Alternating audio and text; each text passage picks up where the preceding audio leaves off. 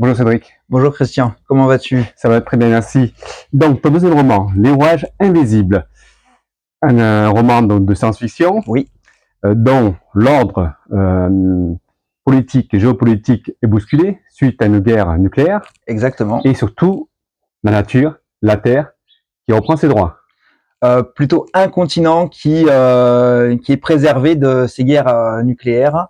Le reste de la planète est ravagé et il y a 5 empires rivaux qui se battent entre eux et qui aussi convoitent l'Australie finalement, qui est la seule terre préservée et qui est aussi le berceau de la rébellion, qui est une terre libre. D'accord.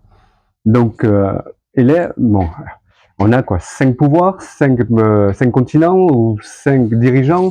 Alors, il y a 5 pouvoirs, oui. Sur Terre, on va dire, il y a 4 avec la rébellion continents. Il y a Kankura qui regroupe tout ce qui est Russie, Chine, Japon et Inde. Donc ça fait un gros morceau. Medieria qui regroupe l'Europe et l'Afrique. Ameria qui regroupe l'Amérique du Sud et du Nord, sachant qu'il y a eu la montée des eaux, hein, donc les continents sont un peu rongés. Et il y a 2 autres pouvoirs qui ne sont pas sur Terre, qui sont un sous les mers qui exploite l'énergie des cheminées volcaniques, qui vit dans des dômes, et un autre pouvoir qui est dans l'espace, dans les stations orbitales et sur la Lune. Ok. Et la Terre, la nature, au final, après la guerre, bon, après donc cette guerre nucléaire, la Terre, qu'est-ce qu'elle devient exactement au niveau de la nature? Alors déjà tout ce qui est poisson et tout ça, ils ont développé une sorte de toxine qui leur permet de survivre à tout ce qui est éléments radioactifs, et de fait sont toxiques pour les humains. On ne peut plus les manger. Ils ont entre guillemets muté. Et après au niveau des plantes, donc tu as toute la Terre, sauf l'Australie. Je ne me demande pas pourquoi, c'est comme ça, c'est un choix. L'Australie qui est devenue, toute la Terre est devenue stérile en fait. Voilà. D'accord.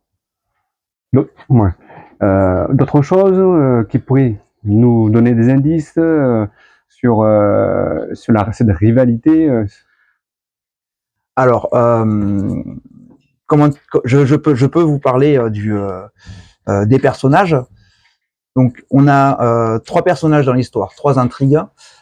Anna, qui est une pilote de la rébellion astarienne, qui va devoir fuir dans un autre empire et y survivre en se cachant.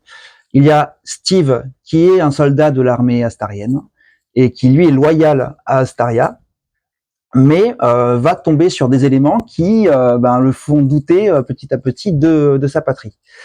Et il y a Jacob, qui est un journaliste kankourien, du coup, qui est de Kankura, et qui lui, pareil, va tomber sur des éléments qui le font douter également de son empire, et ses destins vont finalement finir par se croiser. D'accord.